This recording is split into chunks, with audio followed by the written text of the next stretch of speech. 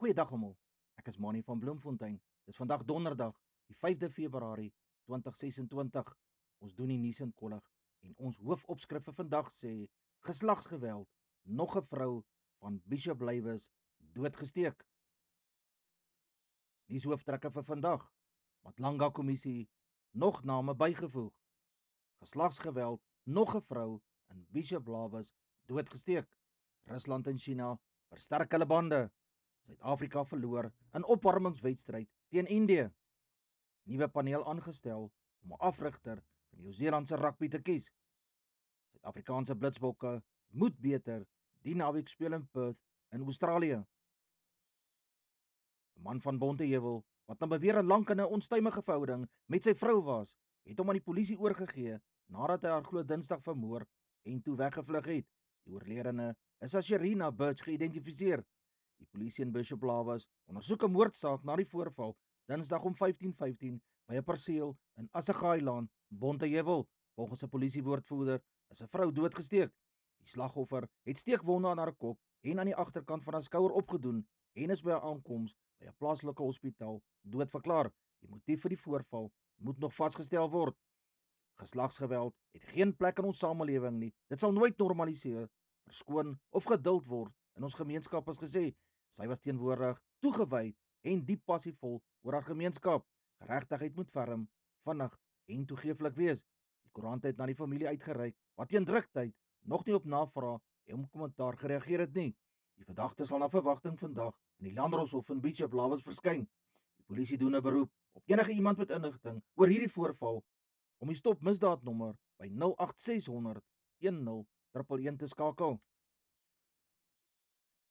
Nog stukkies van die legkaart oor presies hoe groot name in die misdaadwêreld nie net by mekaar inskakel nie, maar ook by die Suid-Afrikaanse Polisiediens se groot koppe het voor die Matlanga kommissie aan die lig gekom. 'n Speurder in die kantoor van luitenant-generaal Shadrack Sibiya, skorsadjunk polisiekommissaris, het na aansoek gebring dat sy identiteit nie bekend gemaak mag word nie en staande slegs as getuie F bekend. In vroeë getuienis oor die kommissie is Msibi verbind met die sogenaamde Groot 5 misdaadkartel en daar is ook aangevoer dat Msibi die hoof van die firm was. Getuie F is ook oor ander verbintenisse uitgevra, die van Matlala, Sibiya en generaal-majoor Richard Sibiri, nasionale hoof van die polisie se eenheid teen georganiseerde misdaad en nog een van die polisiebase wat Ramaphosa beveel het dringend strafregtelik ondersoek moet word. Die sitting van die kommissie het gister vroeg vandag nadat getuie F gesê het hy voel siek en wil na die dokter toe gaan.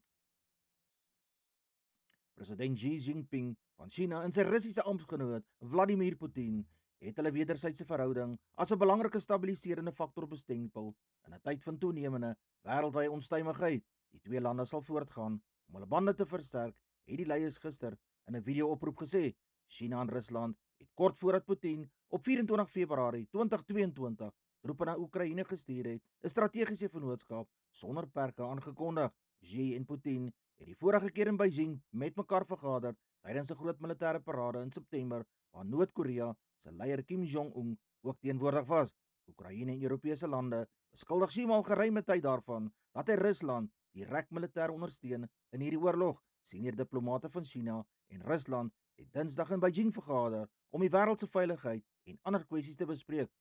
Volgens die Chinese buitelandse ministerie is breë konsensus deur hulle bereik. Hiernadat John Steenhuisen, die huidige DA-leier, gister in Durban bevestig het dat hy hom in April op die party se kieskonferensie nie weer verkiesbaar sal stel nie, het Lewis sy leiersambisies bekend gemaak. Lewis het ook duidelik gemaak dat hy as burgemeester van die moederstad sal aanbly indien as DA-leier verkies word. Ten spyte van al die gerugte was Lewis tot dusver choopstil oor alles wat vir hom voorlê. Intussen het Tony Leon, voormalige DA-leier, gesê Steenhuisen se besluit om nie weer beskikbaar te stel nie, was die regte een vir homself en vir die partye in Suid-Afrika. Steenhuisen het in sy toespraak gepraat van die DA se groei en deelname aan die regering van nasionale eenheid, oftewel die RNE. Die enigste rede waarom die DA hom in die RNE bevind het, is omdat die ANC se steun erg gedaal het. Donker rookwolke is Dinsdag omstreeks 14:30 in die gebied van die vliegveld in Stilbaai gewaar. Daar is toe vasgestel dat dit 'n beboste gebied oos van die vliegveld en suid van Melkhoutfontein brand. Lugbystand is versoek en die voorpunt van die vuur is in bedwang gebring. Opruimingswerk voortgegaan en bykomende grondspanne is ontplooi om aan die oorblywende brande te werk. Digte droë plante groei en wind het die werk bemoeilik. Nog 'n veldbrand het maandag ook in 'n bergagtige gebied noord van Hibbertsdale in die gebied van Mosselbaai ontstaan. Dit was teen Dinsdag heeltemal geblus gewees. Wayne Wanza, oudspeler van die Kleinvlei Polisie, het gister met sy verskyning in die Landdroshof in Wellington behoor dat hy op 24 Februarie vir psigiatriese waarneming opgeneem gaan word. Wanza het op 'n aanklag van moord met voorbedagte rade en poging tot moord in die hof verskyn. Hy word daarvan aangekla dat hy op 26 Januarie 2025 by 'n huis in Wellington 7 skote op sy gewese meisie, Elzaan Geland, afgevuur het en haar nuwe kerel, Pieter Pikes Jacobs, ook doodgeskiet het. Wanza was toe nog as speler by die Kleinvlei Polisiekantoor gestasioneer. Dokumente oor Wanza se mediese geskiedenis is met sy laaste verskyning op 7 November by die Landdroshof ingedien ter stawing van Wanza se aansoek. Wanza is ure na die voorval na 'n wilde jagtog op die Riebeek Wespaad naby Moreesburg in hegtenis geneem, het sy eerste verskyning in die hof reeds op 29 Julie 2025 gemaak. 'n Amerikaanse vegvliegtuig het Dinsdag 'n Iraanse hommeltuig afgeskiet wat naby Amerikaanse vliegdekskip in die Midde-Ooste gevlieg het. Volgens die Amerikaanse weermag het die F-357 vegvliegtuig by die Abraham Lincoln die hommeltuig uit selfverdediging afgeskiet. Iran en die VSA het ingestem tot nuwe samesprekings, maar president Donald Trump het gewaarsku dat militêre opsies nie uitgesluit sal word nie. Iran se president Masoud Pezeshkian sê slegs onderhandelinge sonder enige dreigemente sal vir Iran aanvaarbaar wees. Amerika eis dat Iran sy kernprogram moet beperk. Die hoofkantoor van die VBS Bank gaan van dese maand deur die likwidateur van die maatskappy op 'n veiling verkoop word. Dit is meer as 7 jaar sedert die bank eers onder kuratele en toe in likwidasie geplaas is. 'n Forensiese ondersoek wat deur die Reserwebank gedoen is, het bevind meer as 2 miljard rand van die bank se deposito's is verduister. Die inkomste uit die verkoop van die gebou gaan gebruik word om VBS se krediteure terug te betaal, waaronder talle munisipaliteite wat geld onwettig by die bank gedeponeer het. Die uitvoerende hoof van Auction Incorporated, wat die veiling behartig, sê die eiendom bied 'n skaars geleentheid in 'n gesogte omgewing in Johannesburg. Die eiendom is langs die N1 en het toegang tot die hoofweg. 'n Geraamde 15,7 miljoen rand kan jaarliks uit hier gemaak word. Die veiling vind op 24 Februarie om 11:00 by Hilton Estate in Johannesburg plaas. Antoine Dupont, wat nou 29 jaar oud is, gaan in die Stade Francis vir die eerste keer in 11 maande weer vir die Hane in aksie wees, nadat hy in verlede jaar se kragmeting met die Ure in Dublin 'n ernstige kniebesering opgedoen het. Suid-Afrika het desondanks 'n rooi kaart steeds die Hane met 32-17 in Parys gewen. Daarna het Frankryk nie noemenswaardige hoogtes bereik in oorwinnings oor Fiji en Australië nie. Frankryk sal sy dissipline moet verbeter, veral wanneer by onkantspel kom. Die syfers wys dat ons in die November toetse die mees ongedissiplineerde span was en een wat die meeste weens onkantspel gestraf is, het Galtie gesê. Andy Farrell, afrigter van Ierland, het hom na Thomas Clarkson en Jeremy Lohman as stutter gewend. Mike Ross, voormalige Ierse stit, het in die AFP gesê Frankryk se agtal hoef nie gevrees te word nie. Suid-Afrika troon bo elke ander land uit wanneer dit by die skrams kom, het hy gesê. Die Franse het die Dreevraat Damien Penaut gepos ten gunste van Paul Sottil Atesogbe, maar Farrell is steeds bekommerd oor hulle buiteagterspelers. Die wedstryd word vanaand deur die skeieregter Carl Dixon gehanteer van Engeland. Die afskoptyd is 2200 uur Suid-Afrikaanse tyd. Cricketkolwe wat voorheen as onwettig vir volwasse amateurspelers beskou is, gaan voortaan toegelaat word danksy 'n reëlverandering wat deur die stygende koste van Engelse wilgerhout teweeggebring is. Die gelamineerde kolwe, bekend as tipe D-kolwe, is tot dusver slegs in junior cricket toegelaat. Dit is deel van 'n poging om die stygende koste van kolwe oor die wêreld heen te probeer staai. Die MCC het heelwat tyd deurgebring om die kolwe te laat toets en daar word nie geglo dat gelamineerde kolwe 'n beduidende prestasievoordeel sal bied nie, so lei hulle verklaring. Dit word egter verwag dat op die hoogste vlak van sport kolwe steeds uit 'n enkele stuk wilgerhout sal moet bestaan. Die koste van die elite kolwe het die laaste paar jare die hoogte ingeskiet met pryse wat dikwels meer as R22,000 per kolf gehaal het. Die 20-jarige Keniaan Brenna Chepchirchir sal op 1 Maart slag in die Ranyor City 10 km reeks wys wanneer sy vir die wedloop in Kibera gaan aantree. Sy het op 11 Januarie opskrifte gehaal toe sy 29 minute en 25 sekondes die taai wedstryd in die Spaanse stad Valencia beklink het. Die roete is bekend vir hoe vinnig dit is. Die organisering daarvan is uitstaande en die kompetisie sal sterk wees. Toe sy in Valencia deur die grens van 30 minute gebaars het, was dit maandelang se harde werk en voorbereiding wat vir haar vrugte afgewerp het. Die voormalige Nieu-Seelandse haker, Dane Coles, dien in die paneel wat die All Blacks se nuwe hoofafrigter gaan aanwys en voeg sodoende 'n onlangse speler se stem by hierdie proses. Jamie Joseph en Dave Rennie word as voorste aanspraakmaker beskou om Scott Robertson op te volg nadat hy verlede maand as All Black afrigter afgedank is in die naderdraai van 'n intieme oorsig van die 2025 seisoen wat verdoemende terugvoering van sommige spelers ingesluit het. Die beheerliggaam het voorheen gesê hy sal nie aansoeke van mense wat nie Nieu-Seelanders is of afrigters sonder internasionale ondervinding het oorweeg nie. Indië het 170 vir 5 opgestapel en Suid-Afrika tot 210 lopies vir 7 in die 6se fees. Daar is 33 6se beperk. Indië het daarmee die herontmoeting van die verlieliste van die vorige T20 Wêreldbeker met 30 lopies gewen. Andrieg Nortje op 1 vir 57 in 3 boubeurte het onder meer 7 6se en 49 lopies in sy eerste 2 boubeurte afgestaan.